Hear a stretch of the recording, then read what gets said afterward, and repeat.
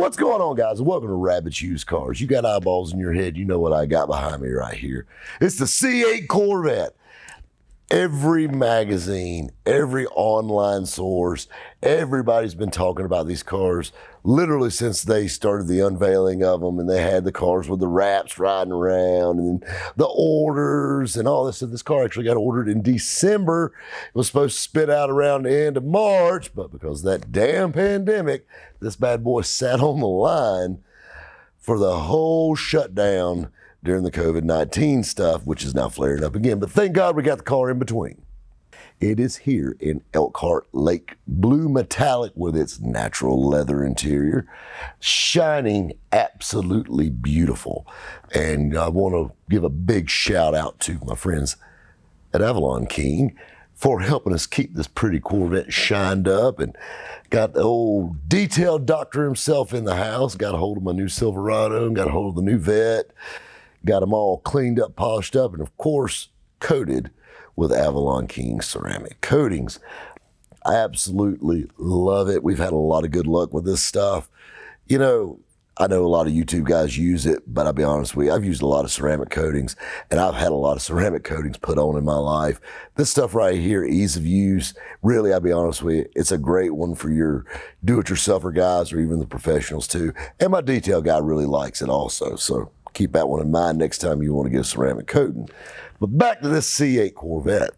So what's funny is this is actually the second C8 Corvette to run through RUC. You're like, well, what do you mean, Rob? You said the damn pandemic and you couldn't get the car. I got a real creepy call. Late. This has been about 3 months ago now. And it was one of those things like, how did you get my number deal? And, you know, I'm not a hard guy to get a hold of. You know, obviously, I sell cars all over the country, hell, with the world. There's a lot of people that have my number and will give my number out to people that want to sell cars. And I get them all the time. I had a guy today talking to me about a Comet Cyclone. So I get all these cars pitched at me constantly via email, text, call, whatnot.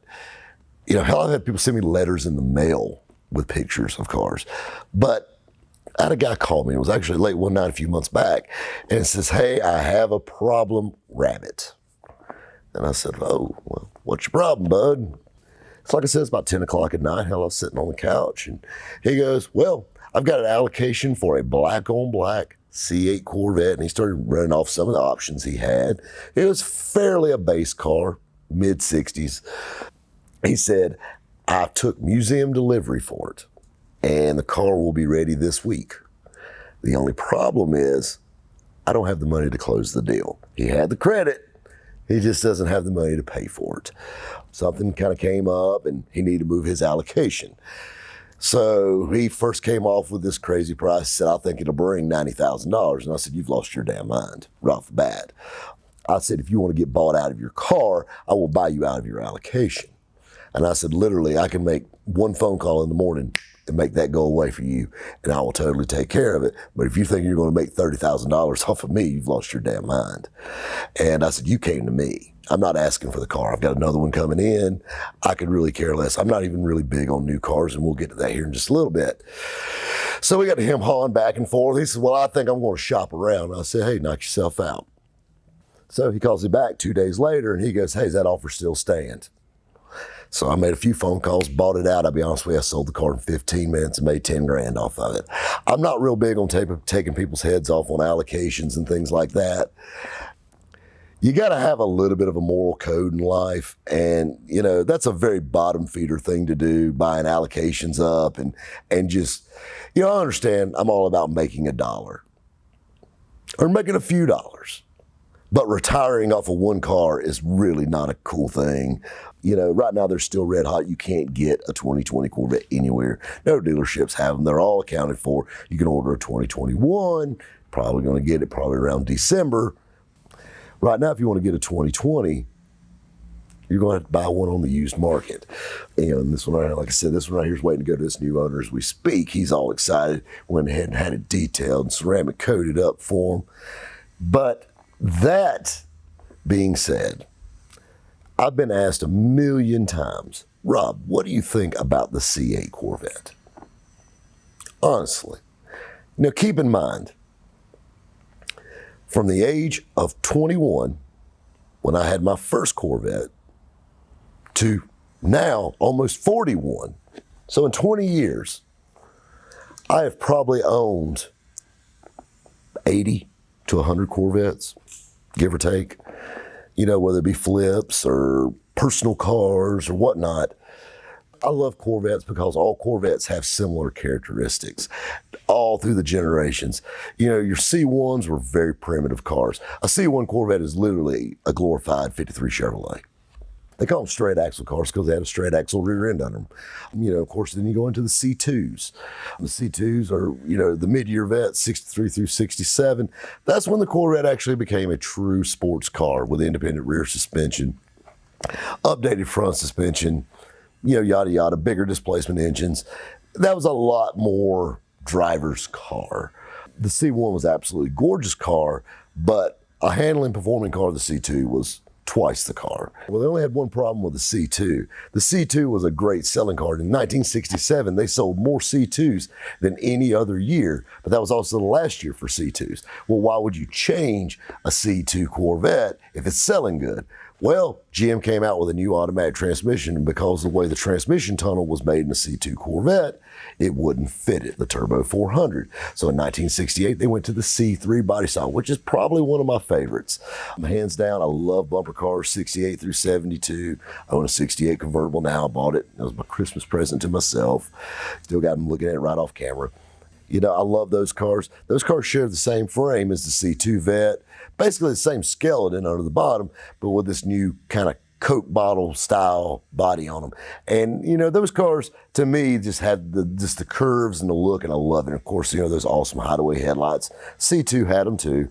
Well, then you go into the C4. And the C4 was a big jump from C3 to C4. That was a big change. You got to understand, there's a lot of technology in the C4 Corvette. Get a really, really bad rap, but they're actually coming on in value, and they are going up in value, like it or not, guys. You know, when the C5s came out, it tickled me, you know, and of course, everybody remembers, you know, my dad offered Bobby a brand new one not to get married. You know, the C5s came out, and I remember when they came out, everybody thought that was the end-all, be-all Corvette. It almost reminds me of like when these things came out. Everybody just went ape shit over them. You know, the C5 Corvette, I compare a C5 not to other Corvettes. I compare a C5 to like a touring Mercedes, like an SL500 AMG or something like that, because the car actually rode pretty good for a sports car. And of course, you had LS power, so you had good power and just good everything. And it was a good car. You know, some people liked the body style, some didn't. Some thought it was a little soft, whatnot. Of course, still had the hideaway headlights, 4 taillights in the back, like a Corvette's supposed to. And the C5s, they're cool cars. They're neat, you know, and they're still really popular. C6 came out. They ditched the hideaway headlights, went stationary on the headlights. You know, still had the 4 taillights in the back. And those are cool cars. The C6s are cool. I've had a few of them over the years. I bought one brand new. I like those cars. You know, and they're extremely popular with your drag race crowd. The tuners and the hot rod guys, they love those cars. And they make some killer power. I mean, you get them with the LS2 in them, and those things are just badass. Even in stock form, they're cool cars. I had an automatic and a 6-speed, actually, in a C6. Then the C7 come out. And the C7 was a very different car all the way around. Drivetrain-wise, of course, it had the bigger LS-style engine in it. It's a more aggressive style. And you keep in mind, they were laying the groundwork for this with the C7. And of course, C7 has stationary headlights, you know, so those headlights resemble a lot like the C8. But the thing with the C7, the problem that I had, I think it made a pretty car, but it was really getting away from the Corvette platform. I mean, it was still front engine, rear wheel drive, but you notice the taillights got squared up and all different. And they were kind of getting away from the roots a little bit. And that's kind of where I had a problem with C7. I've never personally owned a C7. And I mean, they're neat cars. You know, I got several buddies that have them, and they're cool. Yeah, I'm not in love with them. And that's kind of where I am with a C8. And I know everybody's going to roll their eyes. I'm going to tell you something, they're overrated. I drove it. It's not that big of a deal. This one right here is still in its break-in mode. This car actually has 200 miles on it. So for the first 500 miles, it's actually derated to let you break in the engine before it even goes full power. 495 horse, 470 foot-pounds of torque. Like I said, natural leather interior, elk heart late blue metallic. Very pretty car, very classy. I like the cars. They're growing on me. I guess my biggest problem is I'm turning into my dad. I'm a very analog guy in a digital world. I think, it's the first thing when I drove this thing, the first thing the guy said, or a buddy of mine said, he said, "What did you think about it?" I felt like I was driving a video game. Everything is camera. There's nothing. The mirror is even a video camera. It's a screen. It doesn't have like a true mirror in it. It doesn't. The way the dash lights up, it kind of puts you in mind of like those video games and all the buttons and all this stuff. I felt like I was in a fighter jet more than a Corvette. And I mean, technology is great. And like I said, between traction control and launch control and this control and that control and this button for this button and this button and this button. A little let down that it didn't come out with a manual in these cars yet, which I'm 99% sure that's coming. I'm pretty sure you're going to see a manual, especially if they come up with the Z06, which word is on the street, that's coming very soon. That's another thing that I don't agree with General Motors and Chevrolet on these cars. I know a lot of guys right now are really churching up these C8s, and they're really neat, and they're really cool, and they get a lot of attention, but I think they get a lot of attention from people that aren't Corvette people. They get a lot of attention from people that want that supercar, but have that Bud Light budget. And I mean, I'll be honest with you, this car checks all the boxes. It really does. For $60,000, I've got a 194 mile an hour Lamborghini Eaton and shits out Ferrari's Corvette right here. Literally could do it for less than 2 major services on either one of those cars. God bless America. So that right there is a cool point. Mid-engine. Zora Stunthoff, the father of the Corvette, that was his dreams, a mid-engine Corvette. Poor man died in 1985. Just think, it only took him 35 years for it to make it happen. He finally got it. He's probably looking down right now smiling. That being said, I'm not going to knock the C8 too bad. It's a cool car. I think everybody was real quick to jump on the bandwagon. And General Motors played a really smart move in this. Now keep in mind, those boys up there in Detroit, they're pretty slick. So, and I know what you're saying. Well, Rob, they offer the C8 with, all kinds of options. I mean, you could option this car out almost $90,000 in a stock-based vet. He goes, "What are you talking about, Rob?" Z06, ZR1, Grand Sport. Tell you a funny story. It's about supply and demand. Let's take a few years back. What was one of the hottest cars that was all over the internet when it first came out? The Hellcat. 707 horsepower. And you had everybody with a 700 up beacon signing up to get them a 700 horsepower Challenger. 700 horsepower on the street. 707. 7707, 707. I bought me a $70,000 Dodge Challenger. I know, let that sink in. That's funny. They sold the hell out of them. There was nothing remotely limited. They pumped those things out pretty hard. And the thing is that was crazy is you got to think about how many V6 Challengers they sold because of that damn 700 horsepower, car. But back to the story. So everybody bought it. Man, I got my Hellcat. We have a dealer here locally, and I'm not going to name them out and call them out directly. A large Dodge dealership here. You got to think about it. They had allocations for Corvettes. You just ordered Hellcats. I mean, it wasn't that big of a deal. Dodge is over here. They're going to make as many as they can possibly sell. You had a lot of small dealerships that ordered them, and they just kind of sat. Well, this dealer got the bright idea that they were going to be hot, but you had to make it seem like it was going to be hard to get. And a lot of dealerships, like small dealerships, they're not going to order. Some little country dealership's not going to order a 700 horsepower Challenger to sit in their showroom and collect dust. They're going to order things they sell. So they're not going to order one. They'll order you one if you want it, and you'll have to wait, 6 weeks to get it. Well, this dealer ordered like 20. And they put them all up. They actually had a warehouse just right down the road, similar to this one, that was full of every color Hellcat you could think of. And they would take one at a time and put it in the showroom. And they get somebody to come in, and they didn't want a Go Mango. They wanted a Plum Crazy Purple, or they wanted a Sublime, or a Black, or a B5 Blue, or whatever. They'd be like, let's see if we can find you one. Knowing good and well they did have one in stock, and they would shuck and jive you, making you think they were going to locate this car somewhere else, and they would upsell that car. They would charge you another $5,000-$6,000, making you think they're having to buy it from another dealer when it's a mile and a half down the road sitting in a metal building waiting for someone dumb enough to buy it. They sold every one of those cars, by the way, and that was an epic plan because it worked. And everybody thought, because just think, if you had them all sitting there, they're plentiful. But if you got one at a time, a little bit of acting, let me see if I can find you one, fingers crossed. You know what I'm saying. So they did that. I got a feeling the GM's going the same way with this one. You got to think about it. When the Hellcat came out, what was next? The Demon. Oh my God, it's the fastest production car on the planet. It lifts the wheels this far off the ground when you accelerate with it. Oh my God, trailer parks are in terror. I mean, this thing is going nuts. You got people spitting dip, past blue ribbon out everywhere, trying to get their hands on a Dodge Demon. And then you get your Demon box and, you get this and it don't come with a passenger seat. You know why? Because you don't need a passenger, because it's just dumb. I don't know.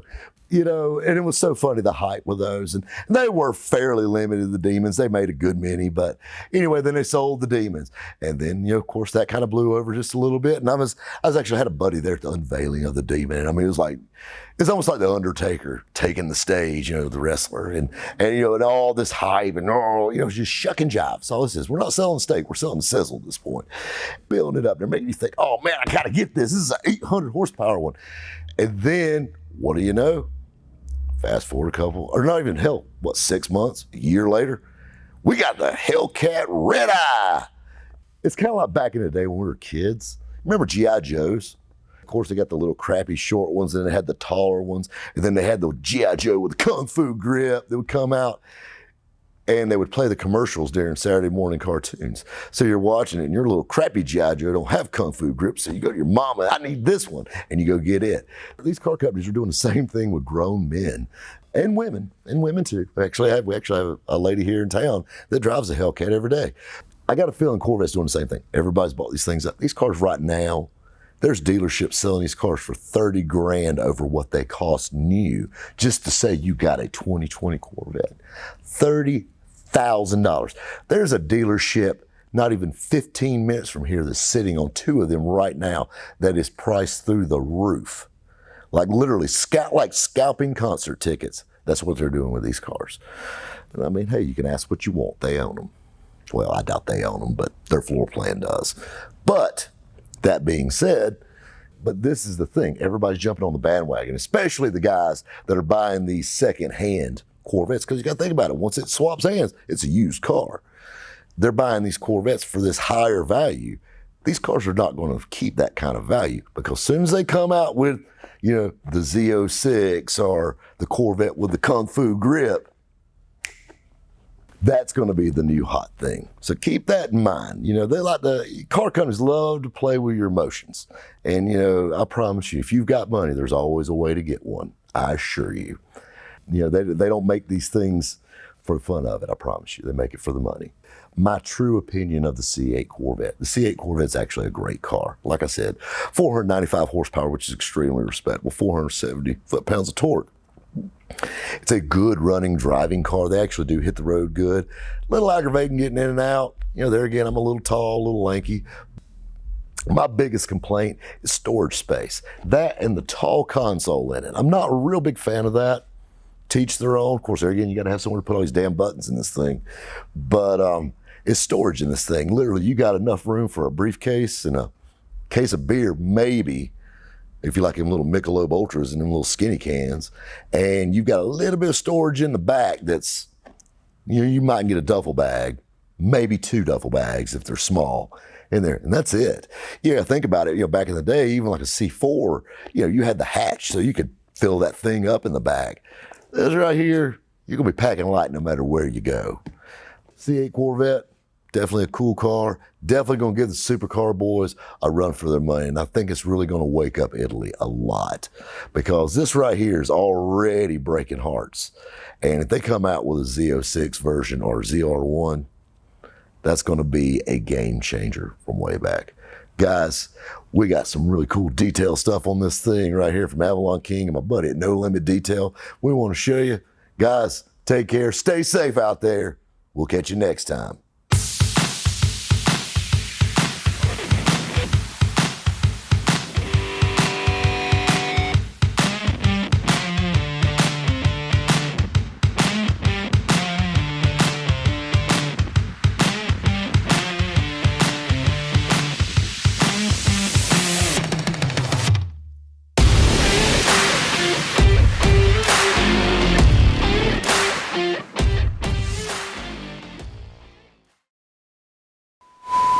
Well, you see what I got behind me right here. Me? Right. I guess that was you.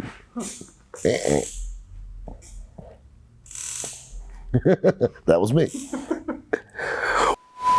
What's going on, guys? Welcome to Rabbit's Used Cars. And you got eyeballs in your head. You know what you got. I got behind me right here. Twice the car. On the head.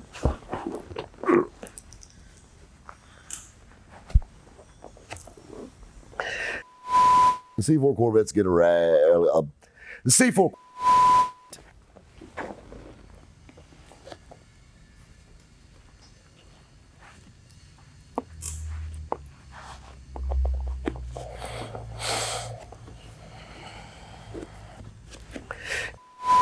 This one right here is still in its tune, or this one right here. One more time. Elkhart Lake Blue Metallic. Handbook.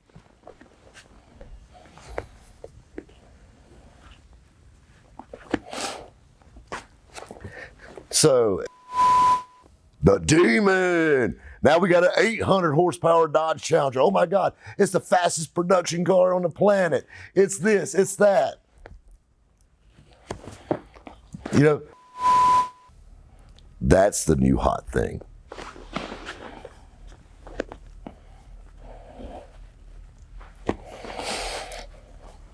That's going to be the new hot thing.